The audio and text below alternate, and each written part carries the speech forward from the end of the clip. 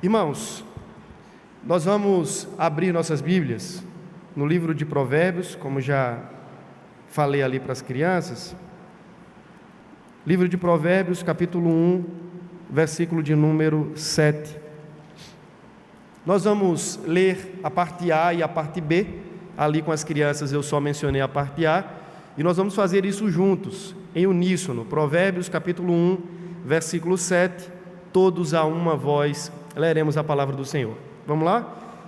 O temor do Senhor é o princípio do saber, mas os loucos desprezam a sabedoria e o ensino. Deixe-me lhe fazer uma pergunta. Você já ouviu expressões do tipo: mais vale um pássaro na mão do que dois voando? Gato escaldado não tem medo de água fria. Por falta de um grito, perde-se uma boiada. De graça, pelo menos aqui nordestinamente nós falamos, até injeção na testa. Cão que ladra não morde. E a melhor, pelo menos que eu lembro desde a minha infância, quando terminava a festa de aniversário e eu chegava para os meus pais reclamando dos presentes que eu tinha recebido, era: meu filho, cavalo dado, não se olha os dentes. Essas expressões fazem parte daquilo que nós chamamos de linguagem proverbial. São ditos populares, culturais, que estão presentes na sabedoria comum, na sabedoria das ruas e das praças, que chegam a nós, em alguma medida, na forma de instruções rápidas. São aqueles momentos em que nós precisamos aprender alguma coisa e os mais antigos, tecnicamente mais sábios, versam a partir dessas palavras doses de sabedoria para a nossa vida. De uma forma linguística, o que são provérbios? Eu quero resumir isso num parágrafo. Provérbios são estruturas frasais, concisas, curtas, enxutas, condensadas, que carregam algum tipo de sabedoria popular ou mesmo uma filosofia de vida, com o objetivo de oferecer instrução e conselho de maneira rápida e incisiva. Nas palavras de Miguel Cervantes, um provérbio é uma frase curta baseada numa vida longa ou numa experiência de vida longa. Em outras palavras, parafraseando-o agora, poderíamos dizer também que provérbios ou os provérbios dizem muito com poucas palavras. Você não aprende provérbios numa faculdade.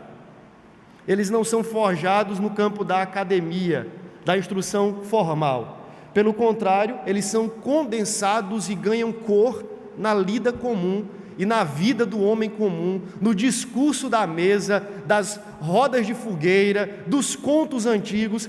É dali que nascem os famosos provérbios.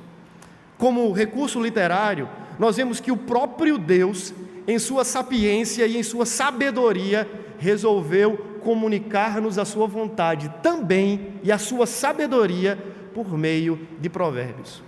E nós temos nos 66 livros da Bíblia sabedoria de Deus espalhada de toda sorte, mas nós temos um livro em específico que fala-nos sobre esta sabedoria condensada na linguagem proverbial do antigo Israel. O livro de Provérbios, como você sabe, em sua maioria, em seu conteúdo majoritário, foi escrito por Salomão, ainda que nós temos atribuição no livro de pelo menos mais 3 outros autores. Diferente dos nossos provérbios populares e dos nossos ditos culturais, a proverbialidade bíblica, ela tem uma natureza superlativa, porque não carrega apenas a sabedoria de um povo.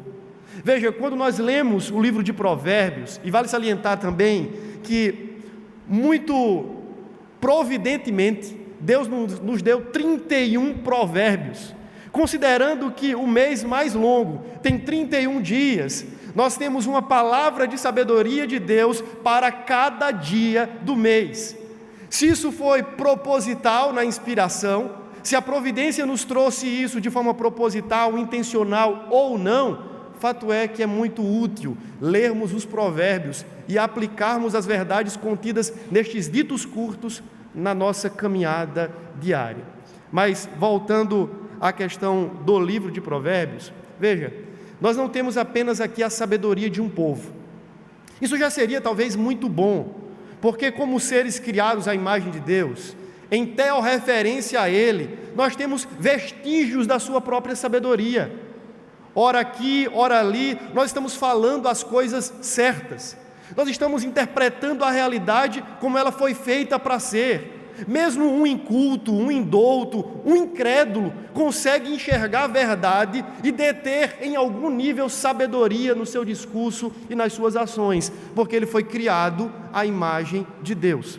Já seria bom demais se o livro de Provérbios fosse tão somente a sabedoria de um povo ou a sabedoria de um homem registrada nesse recurso de linguagem. Mas nós temos mais que isso, irmãos. O livro de Provérbios é muito mais do que a sabedoria condensada na mente de um rei. É muito mais do que a sabedoria experimentada por um povo e registrada ao longo da história. No livro de Provérbios, nós temos extratos da própria sabedoria de Deus para nós. Fica muito claro, se você avançar para o capítulo 2, que Deus é o próprio fundamento desta sabedoria. Nós precisamos entender que Provérbios nada mais é do que recursos da sabedoria de Deus, entregues de forma condensada, concisa para nós, a fim de que esta sabedoria nos seja útil nas diversas áreas, nas diversas dimensões e nos diferentes dilemas da nossa vida. Por isso que às vezes quando a gente está lendo o livro de Provérbios parece que é uma coxa de retalhos. Os capítulos não seguem tecnicamente uma ordem lógica, eles estão falando de muitas coisas ao mesmo tempo, mas eles nos ensinam como Deus enxerga a realidade, como Ele quer que nós enxerguemos a vida e como é que nós devemos interagir com ela a partir da sua mente e da sua própria sabedoria. Neste sentido, meus irmãos, muito melhor do que os provérbios chineses, indianos, ou mesmo dos nossos provérbios nordestineses, são os provérbios que estão na palavra de Deus, porque é palavra inspirada. Enquanto que os provérbios gerais, generalisticamente falando, dizem respeito a um povo e a uma cultura, dentro de um espaço-tempo específico, os provérbios bíblicos são universais, não caducam e nem envelhecem. Eles serviram para o antigo Israel como palavra de Deus, instrutiva e diretiva, e eles servem para nós hoje, nessa manhã, também como palavra de Deus. Hoje eu não quero tratar de nenhum provérbio específico, ainda que o próprio enunciado lido já seja talvez o epílogo de todos os provérbios. Mas eu queria que você entendesse que o texto lido é o fundamento do livro de Provérbios. Vamos voltar os olhos ao texto? A Bíblia vai dizer que o temor do Senhor é o princípio, é o que vem antes, é o que principia, é o que antecede a própria sabedoria. Numa hermenêutica bem básica, numa interpretação bem simples, a gente aprende o quê? Que não há como ser sábio sem temer a Deus, não é isso? O texto me parece ser muito claro nesse enunciado. Eu não posso entrar pelas portas da sabedoria sem que eu caminhe pelo pavimento do temor a Deus, pela estrada do temor a Deus. Eu só posso acessar esta sabedoria divina por meio de um coração que o teme. É isso que o texto está dizendo. Porém, a gente precisa fazer duas perguntas. A primeira delas é: o que é temor a Deus? E a segunda, o que é sabedoria bíblica? Eu entendo basicamente que o texto está falando só dessas duas coisas. Eu preciso desta sabedoria e para acessá-la eu tenho o caminho do temor a Deus. Mas o que é temer a Deus e o que é ser sábio segundo a palavra de Deus? Há, tanto no hebraico quanto no grego, duas palavras para temor. E elas são usualmente, geralmente, aplicadas no texto bíblico no sentido de medo, pavor, receio, terror ou espanto, admiração, veneração, assombro e perplexidade. Todas as vezes que estas palavras, quer no Antigo Testamento, quer no Novo Testamento, são utilizadas, significam um destes dois aspectos. Ou é o temor no sentido daquilo que nos apavora, que nos aterroriza, que nos amedronta e que nos faz correr e fugir, ou é o temor que nos deixa estupefatos, boquiabertos, admirados, perplexos. No texto que nós lemos, a palavra temor certamente não tem a ver com medo de Deus. O Senhor não deseja que nós o temamos no sentido de corrermos da sua presença porque ficamos apavorados ante a sua grandeza. Não é do interesse de Deus nos assombrar no sentido de nos apavorar, nos aterrorizar. Não é sobre este temor que o proverbialista bíblico está falando.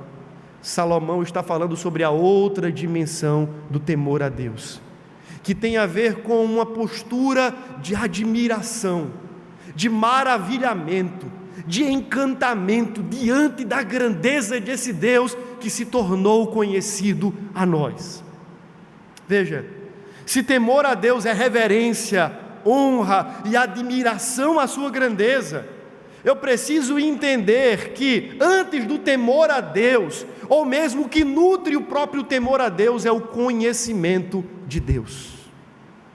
É impossível alguém temer a Deus no sentido bíblico, de honrá-lo, de adorá-lo, de reverenciá-lo, de admirá-lo, sem que o conheça.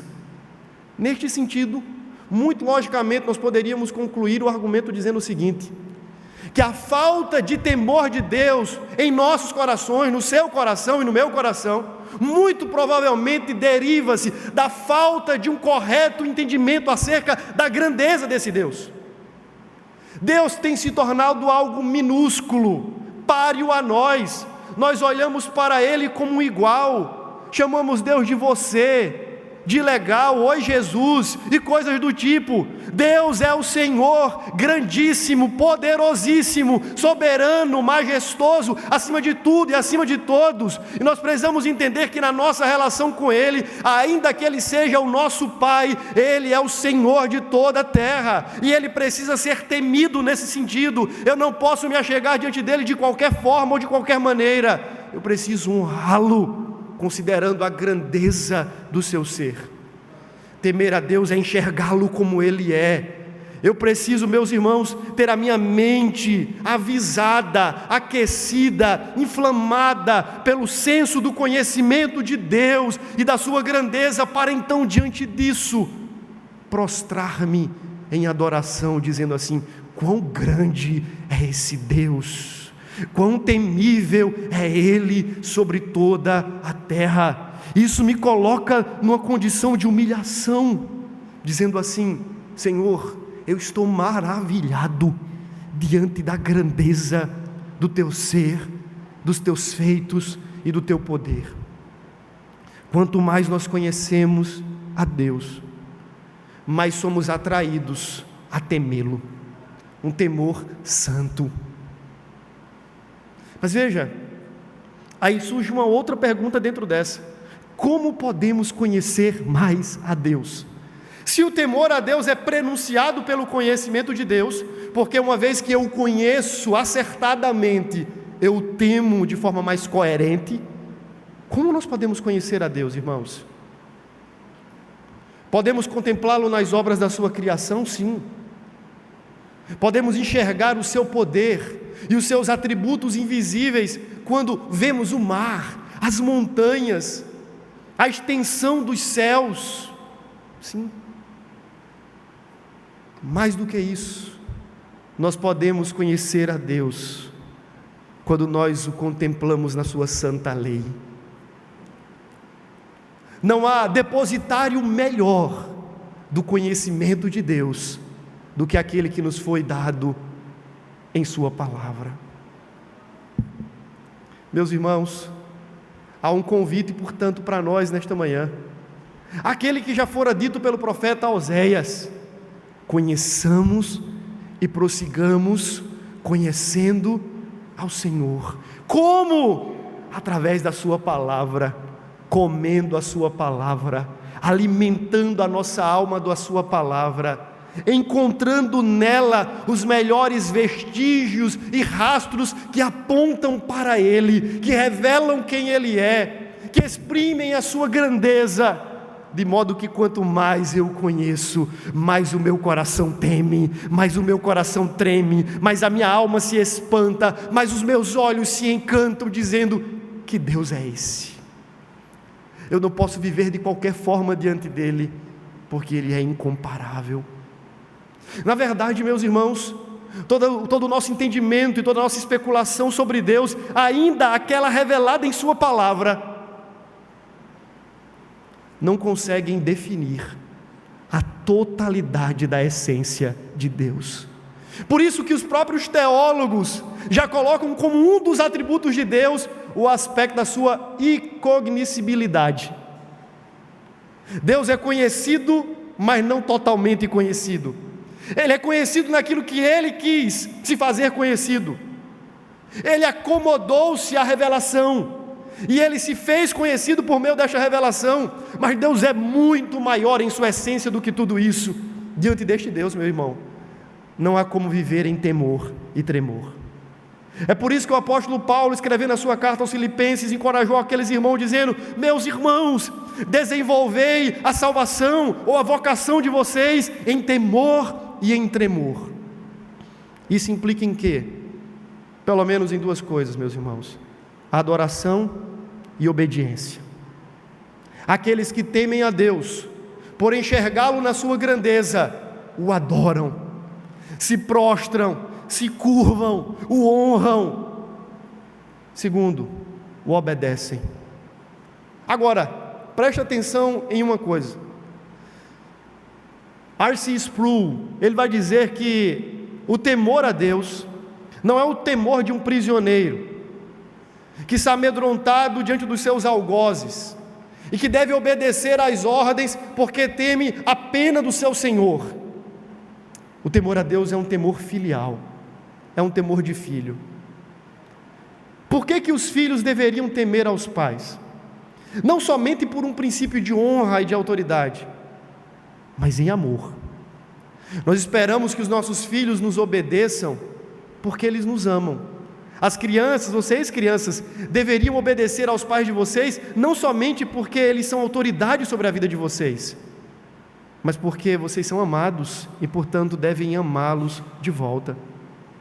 É interessante que o temor e o amor, que aparentemente são autoexcludentes, como eu vou amar alguém que temo? Na Bíblia eles estão juntos. Eu temo a Deus porque eu amo, e eu amo a Deus porque eu temo. Agora, encerrando esse tópico do temor do Senhor, que eu só tenho 10 minutos, 11 minutos. Encerrando o tópico do temor do Senhor, é preciso que você entenda ainda que o temor do Senhor não é meramente a apreensão de algum conteúdo da sabedoria bíblica. Se o temor do Senhor é precedido pelo conhecimento de Deus, é preciso que eu diga, antes de tudo, que não se trata meramente de um conhecimento informativo. Em outras palavras, você tem no livro de Provérbios cerca de 930 ditos antigos. Você pode memorizar todos eles e ainda assim não ser alguém que teme a Deus. O conhecimento de Deus não é meramente uma questão de cognição, de aprendizagem intelectual. Você pode saber muitas coisas sobre Deus e ainda assim não conhecê-lo e por isso não temê-lo. Nesse sentido, meus irmãos, esse conhecimento de Deus, antes de ser um conhecimento racional, objetivo e informativo, é aquilo que a gente pode chamar nessa manhã de conhecimento suprarracional. No sentido de que para conhecer a Deus, Ele precisa se fazer conhecido a mim. Não é a minha busca empírica por encontrá-lo que chegará à conclusão do encontro. Ele deixa-se ser conhecido, Ele deixa-se ser encontrado, e por isso eu o conheço. Entenda uma coisa: na literatura de Provérbios, você tem vários gritos da sabedoria. Esse livro para mim é um daqueles fantásticos que eu particularmente durante muitos anos fiz o exercício de lê-lo todos os dias, todos os dias, todos os dias, todos os dias.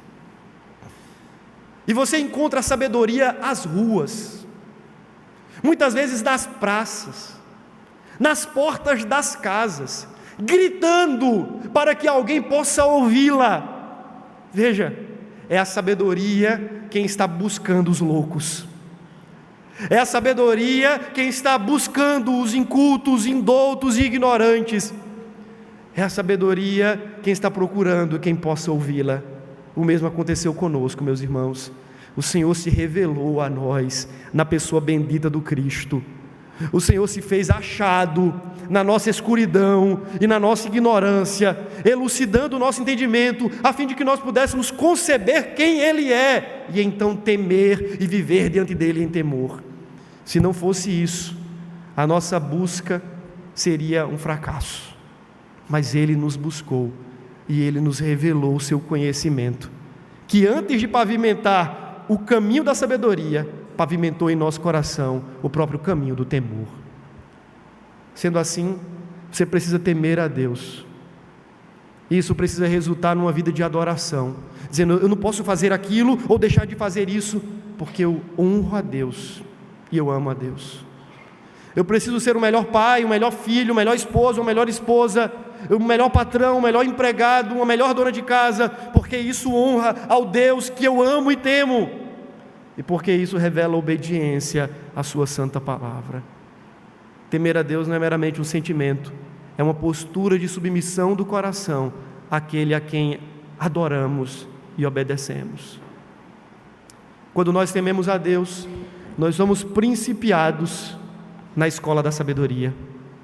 E a Bíblia diz que o temor do Senhor é o princípio do saber ou da sabedoria.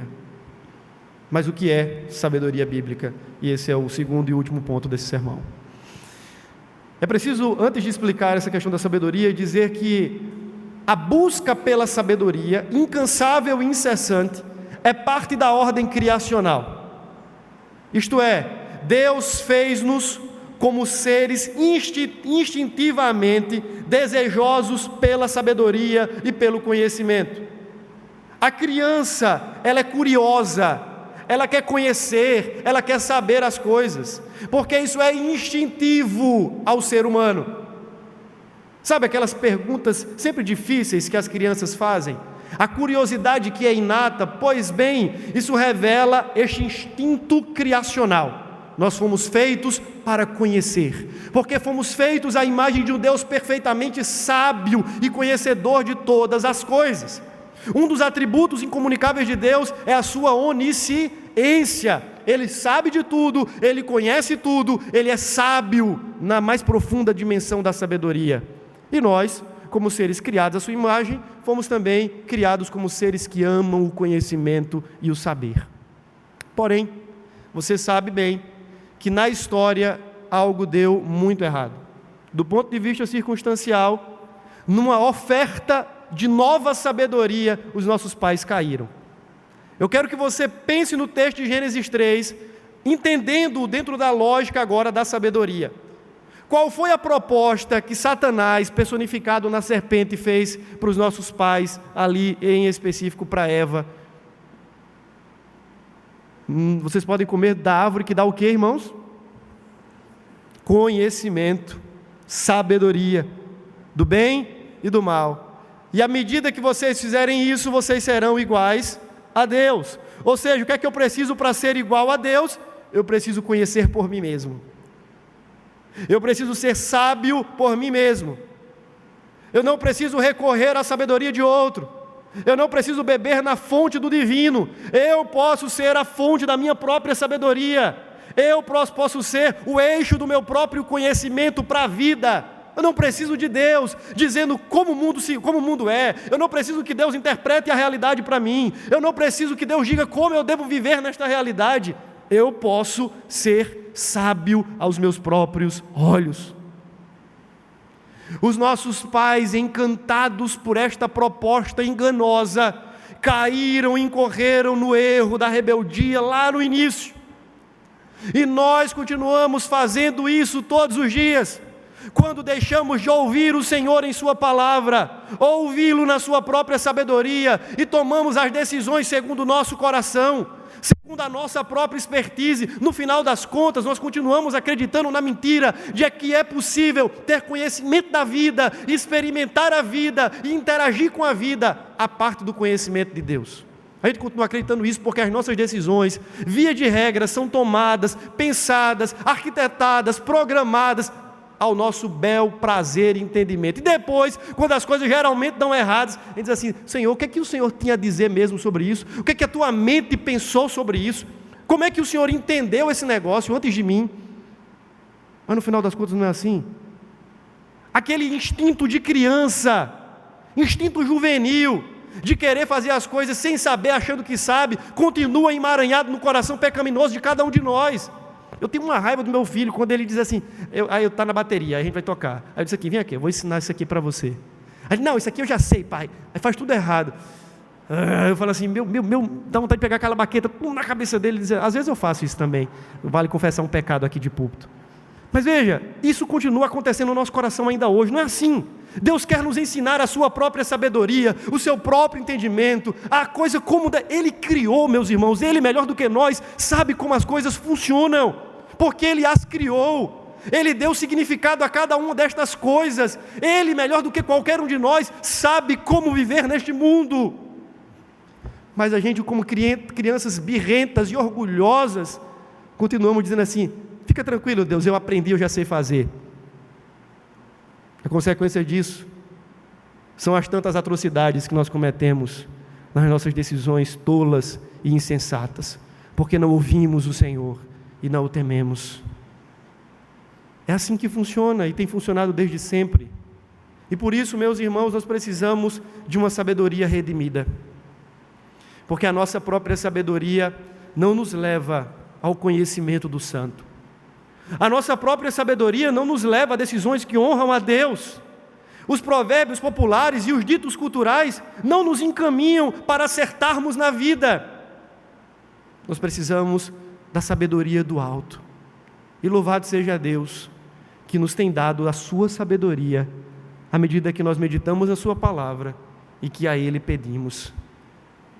Tiago, na sua carta, disse assim para os irmãos que estavam sendo provados e atribulados: se algum de vocês necessita de sabedoria, peça a Deus, que a todos dá liberalmente, e nada lhes impropera. Improperar é lançar no rosto, usando uma linguagem agora bem mais nossa, é passar na cara. Deus não faz isso. Todos nós precisamos de sabedoria, irmãos. Mas o que é sabedoria? Sabedoria é a capacidade oriunda de Deus, de enxergarmos a vida na perspectiva de Deus e aplicarmos o conhecimento de Deus nas diversas dimensões da própria vida. Não tem a ver com ser mais inteligente, mais conhecedor de teologia ou ser mais velho. Não tem nada a ver com isso. Tem a ver com a capacidade que vem do próprio Deus, originada e gestada no temor a Deus, que nos coloca muito mais próximos da mente de Deus, que nos faz enxergar as coisas como elas deveriam ser e nos portar diante destas coisas de forma mais coerente e coesa para a glória do seu próprio nome. A sabedoria é a capacidade de aplicar o conhecimento do santo nos mais diferentes espectros da própria existência. Não é uma filosofia a ser pensada. A sabedoria de Deus não é um sofisma. A sabedoria de Deus é um conhecimento em ação. Ela ganha o chão da existência. Como é que alguém é sábio? É quando ele se porta naquele dilema, naquele momento da sua vida, em conformidade com a mente do Senhor. É conhecimento em movimento, conhecimento em ação, conhecimento que brota de Deus e que é pavimentado no temor a Deus. Mas como eu estava dizendo, e aqui chegando ao fim, nós precisamos de uma sabedoria redimida, porque a sabedoria dos sábios dessa terra é loucura diante do Senhor. Mas veja que a sabedoria de Deus, meus irmãos, nem sempre andará alinhada com a sabedoria deste mundo. Na verdade, quase nunca andará alinhada com a sabedoria deste mundo. Quer uma prova disso? Olhe para a cruz. Venha comigo nessa manhã para o Calvário. Caminhemos juntos para uma demonstração da sabedoria de Deus. Ali está o próprio Filho de Deus, despossuído da sua glória, vestido de carne humana, assumindo vicariamente a minha dor e os meus pecados, sendo crucificado como malfeitor, maldito, em meu lugar, sem culpa nenhuma, a fim de que por sua morte expiatória eu tivesse os meus pecados apagados e a minha vida reconciliada com o Criador. Quanta loucura há nisso, não? Um pai entregando o seu próprio filho à morte, inocentemente, no lugar de pecadores malditos. Segundo Paulo, para o mundo, isso é loucura. Mas para nós, é sabedoria de Deus. Porque a sabedoria de Deus e a lógica de Deus nem sempre coadunam com a nossa sabedoria e com a nossa lógica. Deus tem os seus métodos e as suas formas. E quando no livro de Provérbios nós ouvimos a palavra sabedoria, muitas vezes ela é personificada. Ela fala em primeira pessoa. Porque a sabedoria, biblicamente falando, mais do que ser um conhecimento, é a própria materialização do conhecimento em Cristo Jesus. Ele é a sabedoria de Deus. E somente quando temos as nossas mentes transformadas pelo Evangelho de Cristo, somente quando temos a nossa ignorância espiritual elucidada pela sabedoria do alto, revelada em Cristo, a própria sabedoria de Deus, é que temos condições de andarmos de forma sábia nesse mundo. Não tem a ver com sair daqui e dizer assim: eu vou ler o máximo de livros possível, eu vou me matricular em 5 seminários ao mesmo tempo e você vai ver como eu serei sábio. Não. Tem a ver com ter a mente de Cristo, regendo a sua mente e gerindo a sua vida. Ser sábio segundo Deus é ser sábio em Cristo. Não tem a ver com um monte de regras de faça ou não faça, compre ou deixe de comprar, venda ou deixe de vender, seja aí, não tem a ver com isso. A pergunta que antecede a todas as outras é: você teve a sua mente esclarecida pelo Evangelho, pela sabedoria de Deus em Cristo, e dissipada a ignorância do seu pecado? Se não, você não pode ser sábio segundo Deus. Sabedoria segundo Deus é a sabedoria redimida em Cristo. Eu encerro as minhas palavras com uma frase de Bruce Walker, que ele diz assim: em um mundo bombardeado por clichês vazios, lemas triviais e mensagens ímpias, e aí as redes sociais estão cheias disso, todo mundo acha-se sábio demais, todo mundo vira filósofo e sábio nas redes sociais. A expressão da verdadeira sabedoria está em falta nos dias de hoje.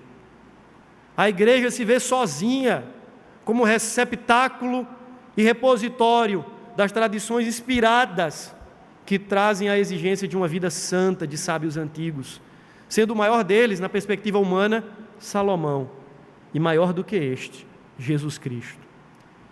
O que é que o Bruce Walker está dizendo? Só há uma fonte de sabedoria que pode ser acessada, que é a sabedoria de Deus, que está depositada nos reservatórios e no receptáculo chamado igreja. O mundo está entorpecido pela loucura, meus irmãos. A ignorância espiritual paira no coração de muitos, do seu vizinho, do meu vizinho, do seu colega de trabalho, do seu familiar. A escuridão e a insensatez espiritual é a marca dos nossos tempos, como vem sendo desde a queda dos nossos primeiros pais. Eles precisam conhecer a verdadeira sabedoria. Eles precisam ouvir sobre a sabedoria celestial. E nós, como igreja, Somos não apenas depositários e receptáculos dessa sabedoria, mas precisamos ser transmissores dela. E megafonarmos esta sabedoria para um mundo perdido na ignorância e na estupidez espiritual, para que eles saiam da loucura e sejam atraídos à sensatez de Cristo. Essa sabedoria precisa ser gritada nas praças, nos becos, nas vielas, nos presídios, nas esquinas, nos hospitais. Essa sabedoria precisa ser anunciada em todos os lugares, para que os loucos encontrem, pela atração da sabedoria, o caminho da verdade. E nós, como igreja, somos incumbidos, não apenas de vivermos em sabedoria, mas de propagarmos esta sabedoria ao mundo, para que outros saiam da loucura do pecado. Senhor, muito obrigado pela Tua palavra. Tua palavra é vida e é viva.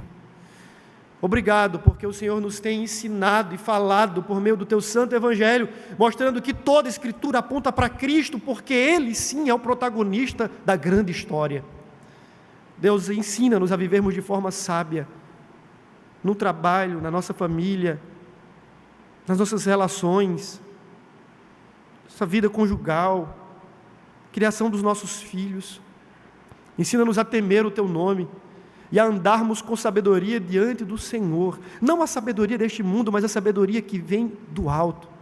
Ensina-nos, ó Deus, a sermos sábios, porque reconhecemos que a nossa própria sabedoria é falha, é maculada, os nossos instintos são loucos, e nós precisamos que o Senhor nos ensine a enxergarmos melhor este mundo e vivermos melhor nele, para a glória, honra e adoração do Teu nome. Agradecemos pelo Teu santo livro, que mais uma vez foi aberto e exposto diante de nós nessa manhã, em nome de Jesus. Amém. Amém.